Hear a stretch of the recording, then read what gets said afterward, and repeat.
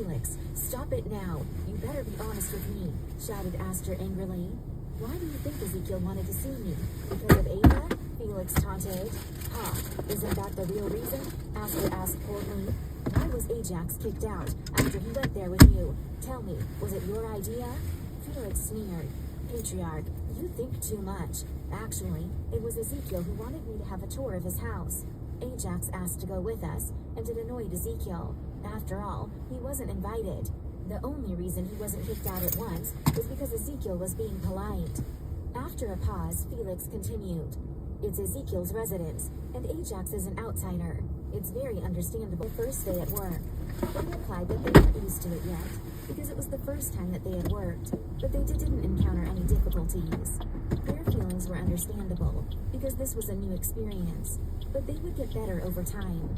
It was fortunate that they were born in ancient times, so they knew how to work hard. The only thing that was difficult for them was acquiring modern knowledge. Luckily, they had good memories and were quick learners. Otherwise, they would have a lot of difficulties.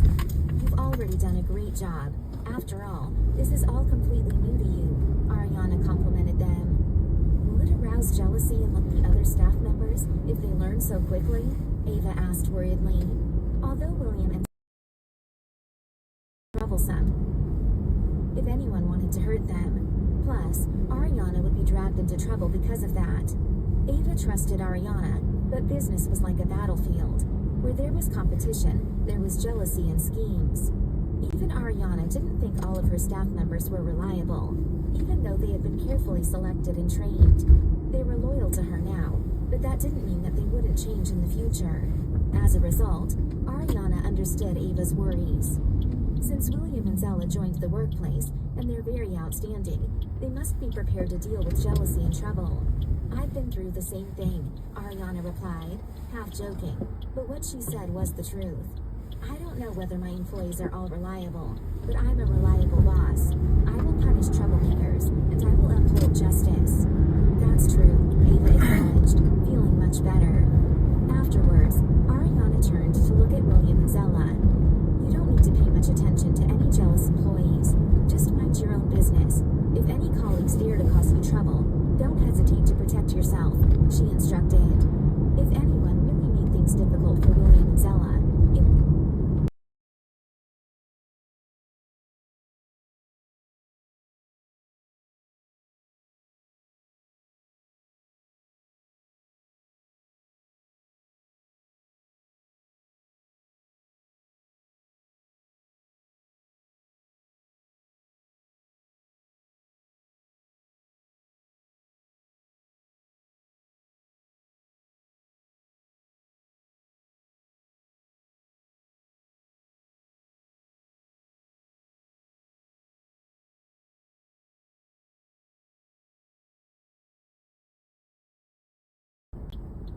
would teach the troublemaker a lesson. If the person could change, she could give them a chance. If not, she would simply fire them. Ariana said that not only to protect William and Zella, but also for the good of her company. Even if William and Zella didn't join her company, she still wouldn't allow her staffers to focus on schemes. Of course we will, agreed William and Zella, feeling touched and grateful that Ariana cared about them. Also, if you think this job isn't a good fit for you, feel free to let me know, added Ariana. Not everyone could find what he or she loved in their career. Many people had to tolerate a job they disliked just to earn a living. However, if they had choices, it was better if they chose to do what they liked. After all, it was frustrating to do a job that you hated. Of course, but Ariana, we're very interested in this job. You don't need to worry about us, Zella assured her.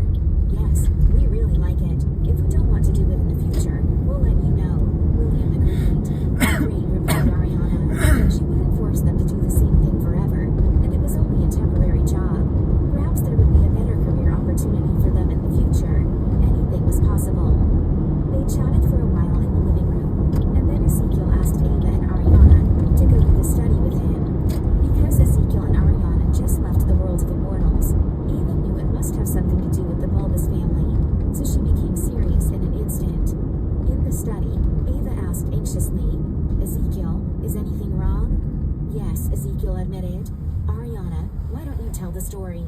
He felt it was more suitable for Ariana to do it. Sure, Ariana agreed, then continued. Well, Ava, the Bulbous family found out that you're not dead. Felix told us that they realized it after you ran into Ambrose's wife and daughter not long ago. They thought that you might be the same woman who injured Ambrose and the woman Ajax met on the train. However, because they hadn't seen your face, Aster asked Ambrose's daughter to draw a picture of you, and then they recognized you. Hearing that, Ava was surprised. She thought that Caressa and Luna didn't know who she was, but unexpectedly, she was still exposed because of them. However, even though they recognized her, she didn't think it was a big deal. There was no need for her to hide any longer. As soon as Henry was available, they would go to take revenge. It didn't matter whether the Bulbous family knew they were coming.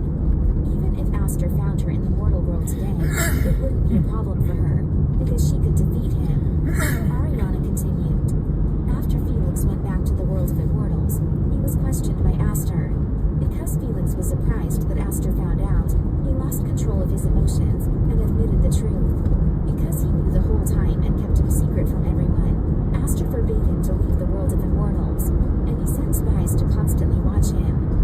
No wonder he's been in the world of immortals for so long. He's been forbidden to leave, Ava exclaimed.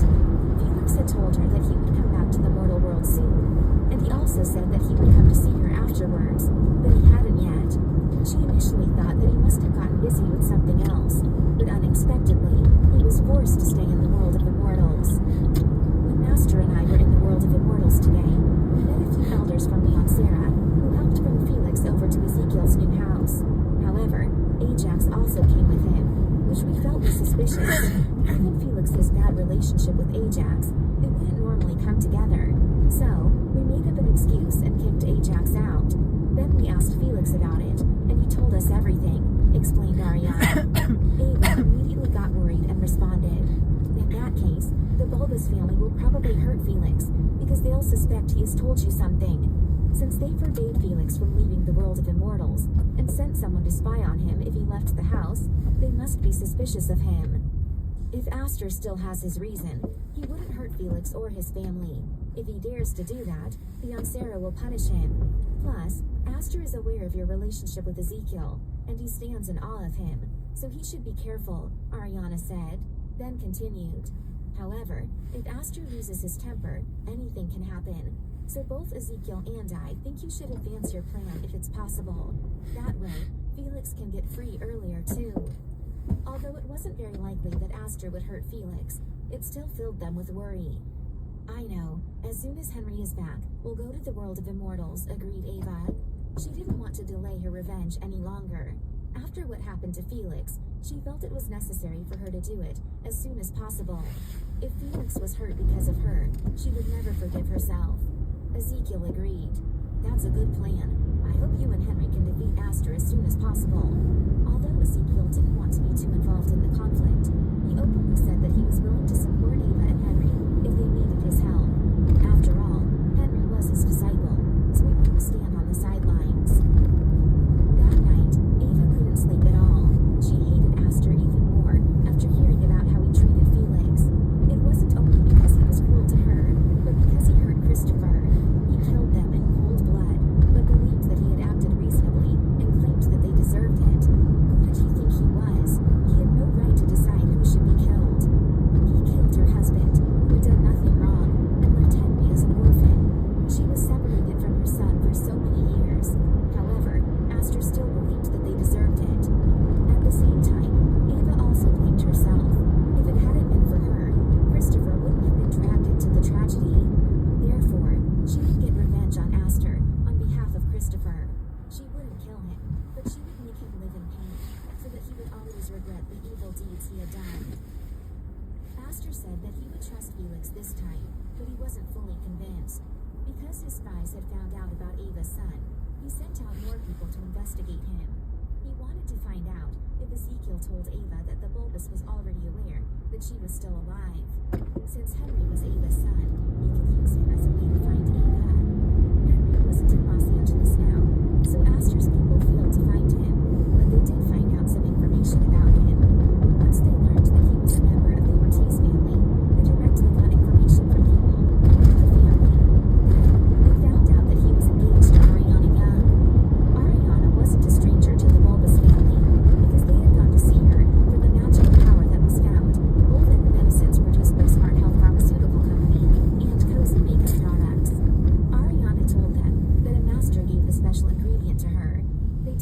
the master was back then. But after knowing about her relationship with Henry and Ava, they realized it was Ezekiel.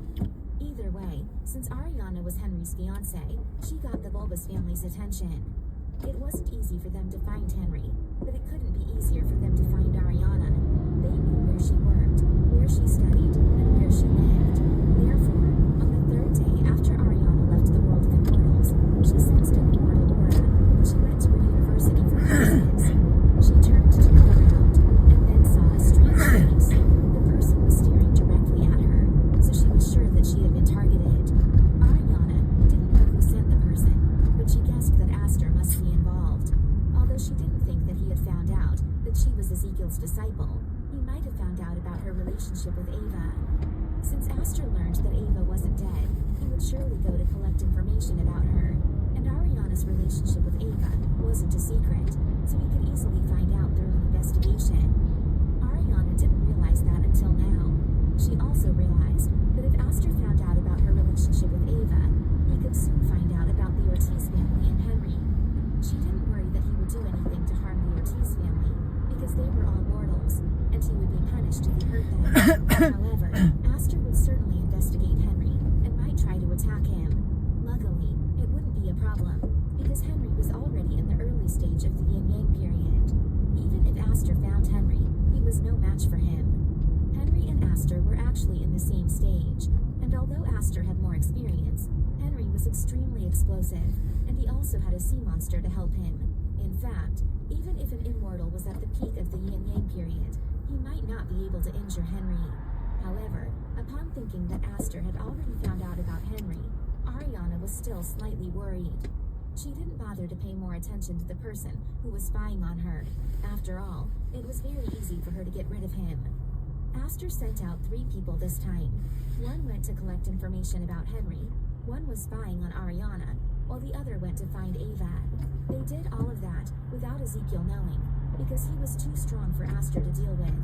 Ava was also difficult to deal with, but Ariana and Henry weren't any trouble in their eyes. Actually, Aster didn't send people to spy on them to injure them right away. He simply wanted to know their whereabouts. Today was also the 3rd day of William and Zella working for Ariana's company. On this day, a client named Mr. Duke came to hire some new bodyguards, insisting he needed the best ones. He came with one of his current bodyguards and said that he would only accept guards that could defeat his bodyguard, who was a retired Special Forces soldier and was very strong. His demand seemed troublesome, so Bo was slightly displeased, but he didn't show it. Mr. Duke, can you tell us why you need bodyguards who are stronger than yours? How about at the same level? Bo asked. Mr. Duke, who was about 50 years old, understood why Bo was troubled, so he immediately explained. Mr. Tinky, please don't get me wrong. I didn't come to cause you trouble. Although my bodyguard is good, he can't complete the task this time, so I need stronger bodyguards.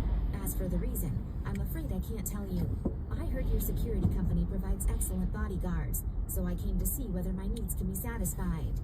Because he hadn't gotten what he wanted yet, he couldn't tell other people the reason why he needed bodyguards.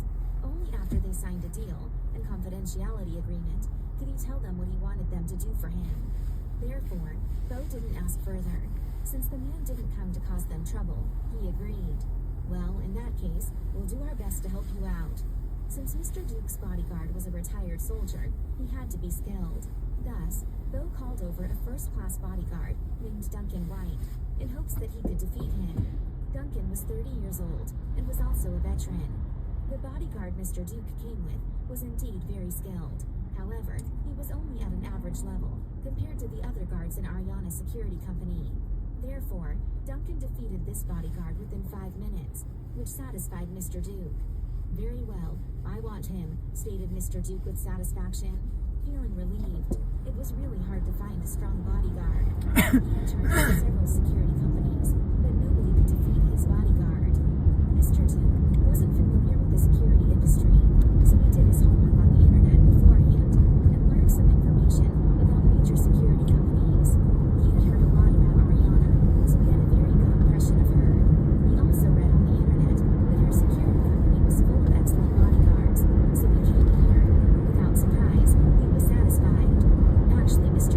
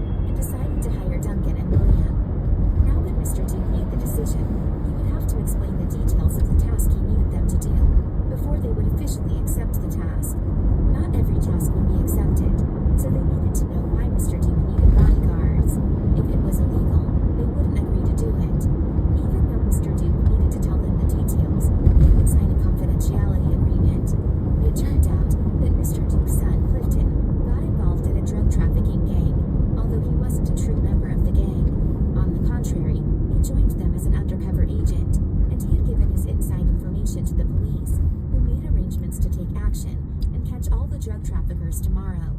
Although the police would send 2 officers to protect Clifton, Mr. Duke didn't think that would be enough. They were only policemen, not special forces. When a drug trafficking gang was under attack, they would kill ruthlessly.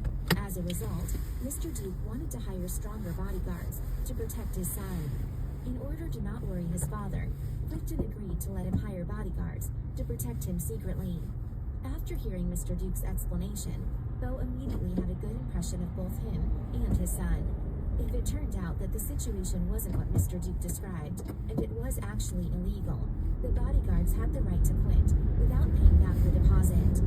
However, if the situation was different from what the client told them, but was legal, it wouldn't be a problem.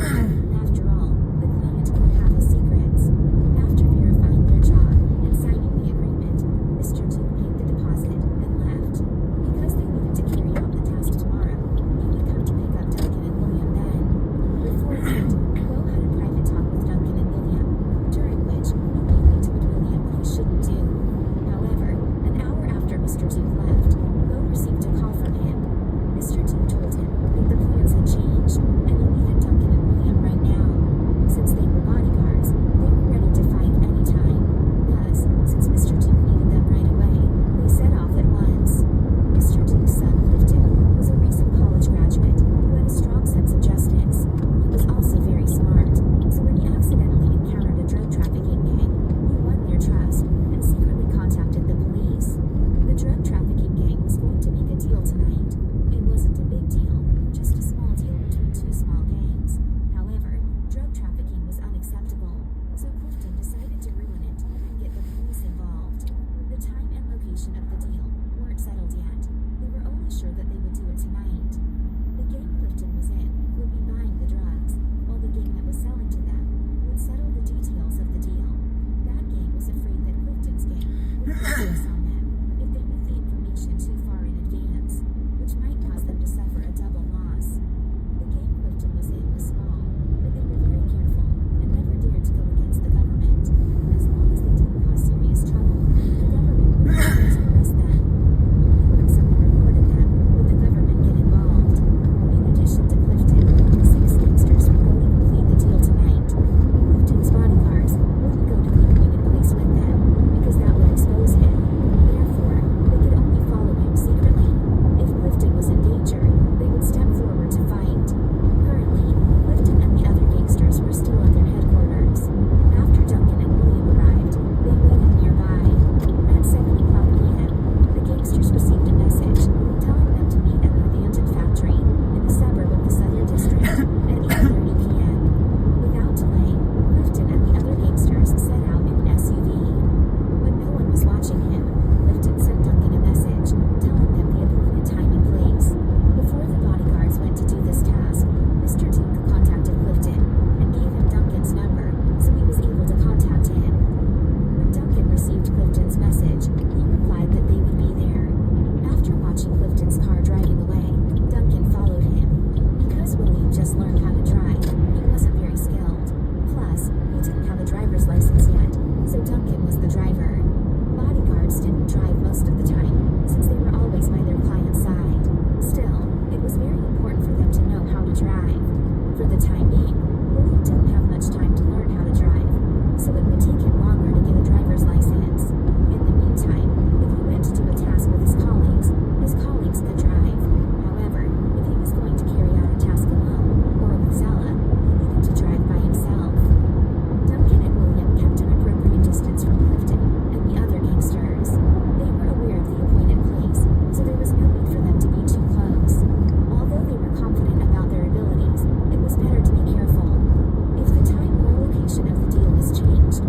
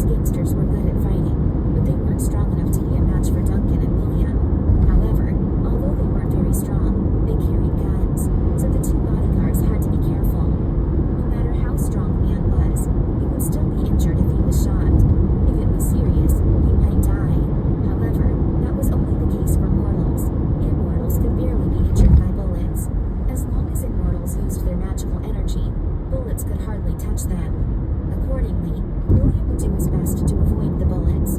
Duncan was agile too, so it shouldn't be difficult for him to do the same thing.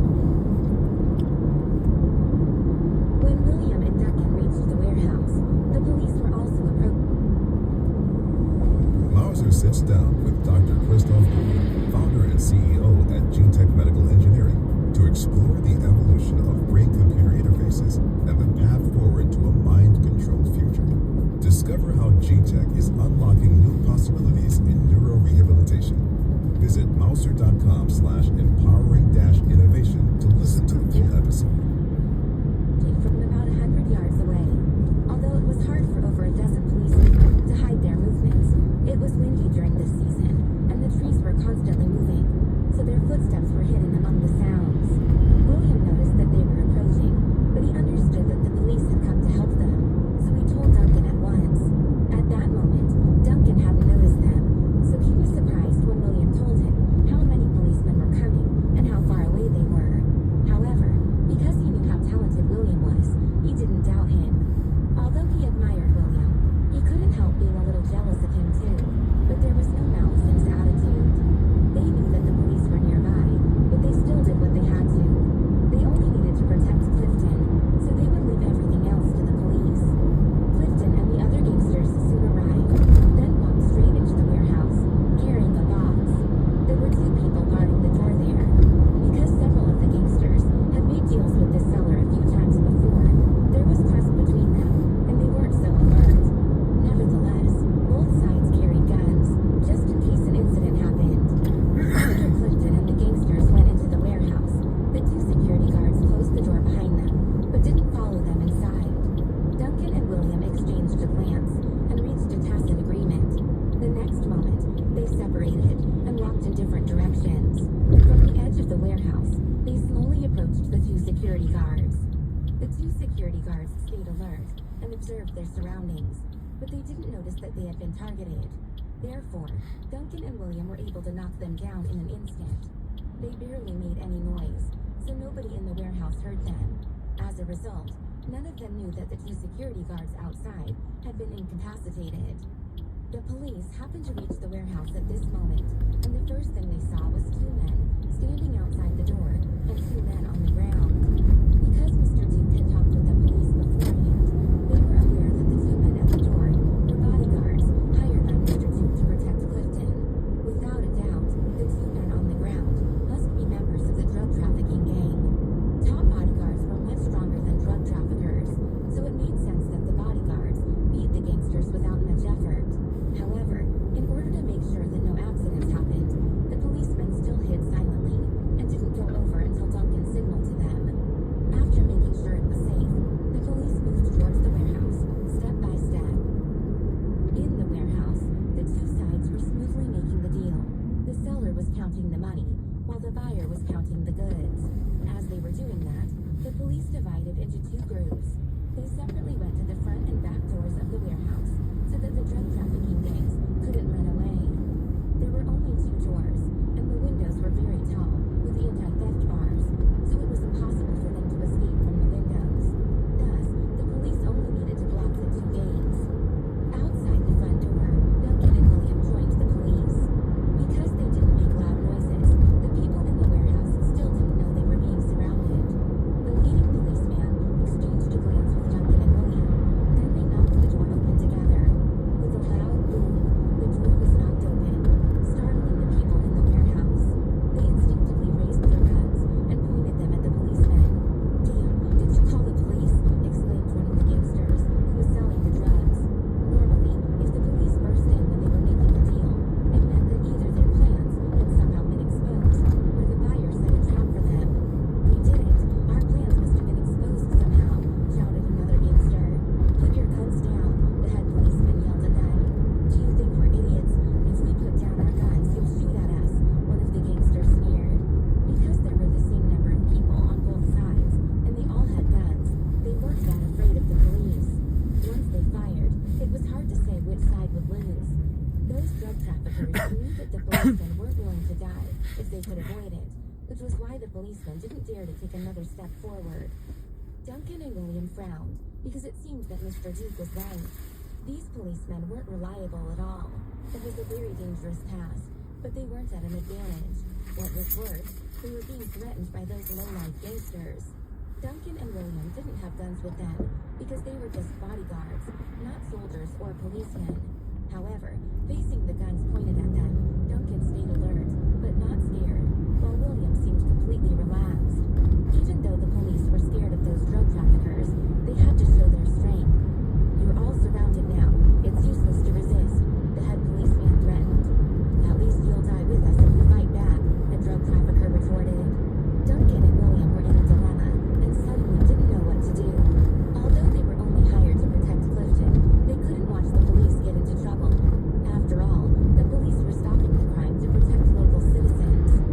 Clifton seized the chance and stepped back so that if the policeman fired, he could save himself. However, he wasn't sure that he would be fine. Although the police wouldn't shoot him, those drug traffickers might notice something was wrong, and he could be targeted. If those gangsters started to attack him, his life would be in danger. Therefore, Clifton was extremely anxious. Even though there were two bodyguards who were paid to protect him, he wasn't certain that they could complete their job in such a situation. William hadn't worked as a bodyguard before, but he was experienced in battles. He was confident that he could easily defeat all of the drug traffickers, so he thought it was unnecessary to waste time. Therefore, he whispered to Duncan, "Let's not waste time here. We must make it quick. You go to protect Clifton, and I'll deal with them." His voice was very low, so only the two of them could hear it. Duncan slightly frowned, because he didn't think it was a smart idea. It sounded too dangerous. Even though he knew that William was very strong, he couldn't defeat the gangsters on his own. He didn't even have a gun, while there were over a dozen armed drug traffickers. However, looking at William's confident expression, he somehow believed that William could do it. Besides, it was the only solution now. Therefore, after hesitating for a few seconds, Duncan agreed with a nod. Duncan and William didn't inform the police. They just quickly moved once they reached an agreement. William moved like lightning. While no one could clearly see what he was doing, he swiftly ran towards those drug traffickers and directly attacked them. He knew that he shouldn't injure them too seriously, so that wasn't his intention. Instead, he aimed to take their guns away. Because William moved very fast, by the time the gangsters reacted, it was too late. Several of the men's guns had been kicked away. Duncan was amazed by William's speed, but it wasn't the right time for him to get distracted by that, so he forced himself to focus on the task. After Duncan rushed over, he immediately stood in front of Clifton to protect him. Clifton was shocked by the men's sudden movement, but he quickly realized what was happening. The next moment, he shot at the shoulder of one of the drug traffickers. It wasn't the first time that he had carried and fired a gun, because practicing marksmanship was a hobby of his. However, this was the first time that he had ever shot a man, so he was very nervous. Those drug traffickers immediately turned to fire on Clifton when he started shooting at them. Clifton had learned some skills, but he could barely avoid the bullets being shot towards him. At this key moment, Duncan went to Clifton's side and pushed him away. Without hesitation, he grabbed Clifton's gun and fired at the shoulder of a drug trafficker. Duncan was a special forces soldier, so he was extremely good at shooting. He could easily kill a man, but he didn't want to get in trouble if anyone died tonight, so he only shot at the shoulders of the drug traffickers. The police were surprised by William and Duncan's movements, but they soon joined the battle. At this moment, they had no time to criticize them for taking action without permission. Although they made a decision without consulting the police, they were left with no choice. In addition, they had already incapacitated a lot of the enemies. Therefore, there was no reason for the police to judge them. Within a short time, William grabbed about 5 of the drug traffickers' guns, which greatly reduced the danger the police were in. Accordingly, it became much easier for them to deal with the rest of the gangsters. After saving Clifton, Duncan didn't bother to fight against those drug traffickers. Only when they attacked him would he fight back again. After all, his job was to protect Clifton. William beat up most of the drug traffickers. With his help, the police soon caught all of them. "Damn it, CJ, you betrayed us," a drug trafficker shouted at Clifton angrily, looking as if he wanted to kill him.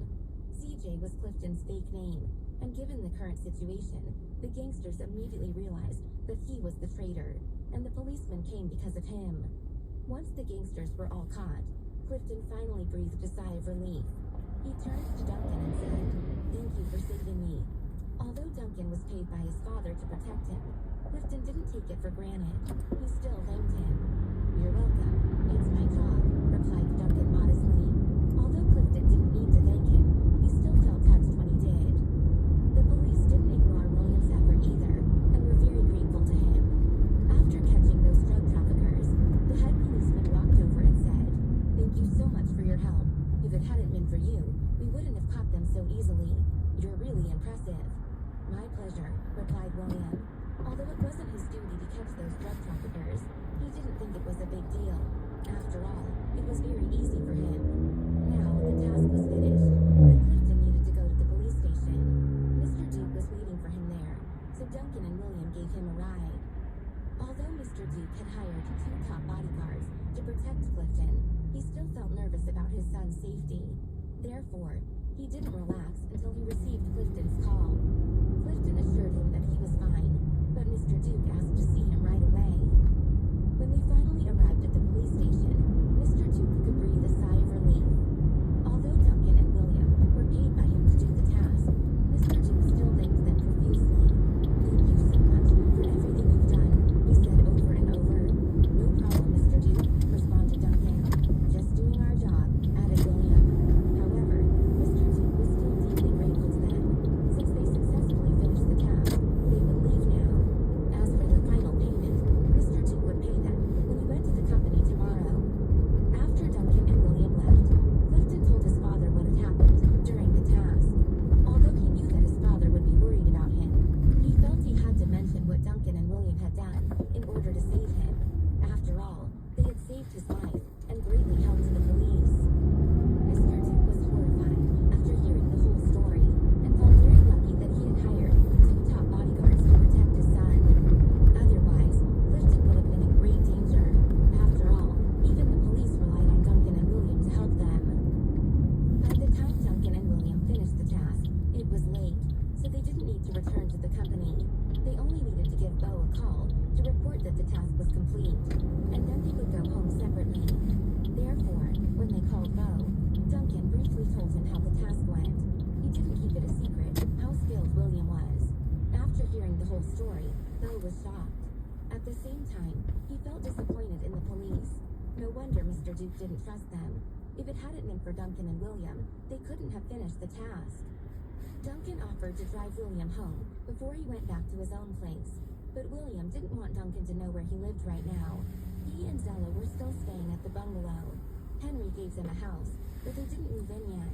They decided to stay with Ezekiel for a while longer. Therefore, William declined and said that someone would pick him up, so he told Duncan that he could leave without him. Accordingly, Duncan didn't insist and left. Afterwards, William took a taxi back to the bungalow. Ezekiel and the others weren't worried about William's safety when he went out to do the task, because he wasn't an ordinary man. But after he got back, everyone asked him about the situation. What happened wasn't strictly confidential, so there was no need for him to keep it a secret. "That sounds like a very difficult situation. If it hadn't been for you two, I'm afraid the policemen wouldn't have been able to capture the gangsters," remarked Ava. Although the policemen almost failed, thanks to William and Duncan, they were able to stop the drug deal and arrest the drug traffickers. However, if the police weren't careful next time, they might end up in danger again. After the new semester began, Ariana went to her classes for several days. However, one day, something came up, and she had to ask for leave again. Because Ariana would always be the top scorer on exams, no matter how many days she was absent, their university dean let her go whenever she wanted to leave. She was the pride of UCLA, after all. She was an excellent student, and had become a billionaire at a very young age. It was not only the professors who let Ariana do whatever she wanted to. Her schoolmates also admired her. However, some classmates didn't think that Ariana should be allowed to be absent so often, because they had to think of a good reason and even beg for their teacher's permission before they could miss a class. They understood that Ariana was busy with her work as the chairman of a large company, but they were still jealous of her. However, due to her status and abilities, They didn't dare to criticize her openly. They only prayed behind her back that she would fail the exams so that they could laugh at her. Unfortunately, Ariana never failed, and there was a huge gap between them and her. In fact, they weren't even worthy to be jealous of her. The reason Ariana left her university this time was because Mosby called her for help. He was being chased by mutants in the mountains of Colorado. He hadn't been caught yet, but he was in a very dangerous situation and was hiding. Actually, no matter who encountered mutants, whether it was Mosby or someone else, she would help them. As an immortal, it was her duty to get rid of monsters and ghosts. Plus, now she was an honorary member of the Red Flame, so she ought to help them protect their country. When Ariana was about to leave campus, she contacted Evelyn and asked her whether she could take an absence from classes for 2 days, explaining that she needed her help in dealing with something. Ariana didn't call Evelyn because she couldn't handle the situation alone, but because Henry might get jealous. After all, she was going to save a man who clearly admired her, and that man had a grudge against Henry. She understood that Henry trusted her, and she would reject Mosby no matter how much he admired her, but he would still be jealous. Therefore, Ariana thought about his feelings and decided that it would be better if Evelyn went with her. Whenever Ariana needed Evelyn, she was more than willing to help her. She didn't think it was a big deal if she was absent from classes for a few days, so she immediately went to ask her professors. Before long, Evelyn was prepared and met Ariana at the dorms. Because Mosby was running from the mutants in Colorado, he didn't have a fixed location. However, he told Ariana that he was going to Boulder, so he told her to meet him there. It would take around 3 to 4 hours to fly to Boulder from Los Angeles. Then they would need to take a car to get to the city center, which would take another hour. At the moment, it was 10 o'clock a.m., and the next flight to Boulder would take off at 10:50 a.m. However, Ariana and Evelyn were too late for that, so they could only take the next flight, which was at 12:30 p.m. Once Evelyn verified that she would come along, Ariana booked plane tickets for them. Without delay, she and Evelyn headed straight to the parking lot outside their campus. As they walked, Ariana honestly explained to Evelyn that one of her friends had encountered mutants and needed her help. Evelyn had learned about mutants, so she wasn't surprised. Ariana told her why she wanted to bring her along, even though it wasn't Evelyn's duty to fight mutants. Evelyn didn't feel unhappy about it at all. On the contrary, she was happy to go with Ariana. Although she had heard about mutants before, she had never encountered them herself, so she was curious to see them. Moreover, she had never gone on a flight to a faraway place before, so she was happy to go. Ariana figured that Evelyn wouldn't mind, but she was relieved after hearing that she was excited to go. When they walked out of the school gate, Ariana sensed that the immortal who was spying on her was still around. He was very persistent. The immortal also noticed them walking out of the UCLA entrance gate. He was spying on Ariana, so he had to be careful so that he didn't expose himself. Ariana didn't pay much attention to him and just let him follow her. She had a lot of confidence in her driving skills, so she would lose him later.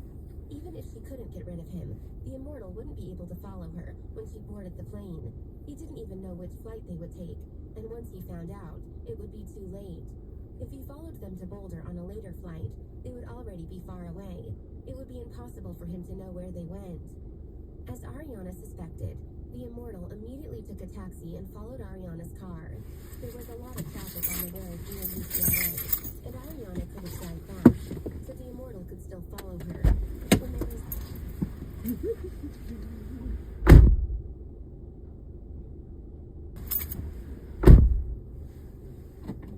traffic on the road, she sped up and immediately got rid of the immortal.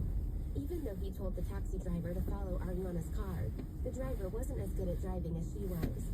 Plus, his car wasn't as fast, so he couldn't catch up with her. The immortal couldn't help but wonder whether Ariana noticed him and deliberately got rid of him, but he soon decided that couldn't be true.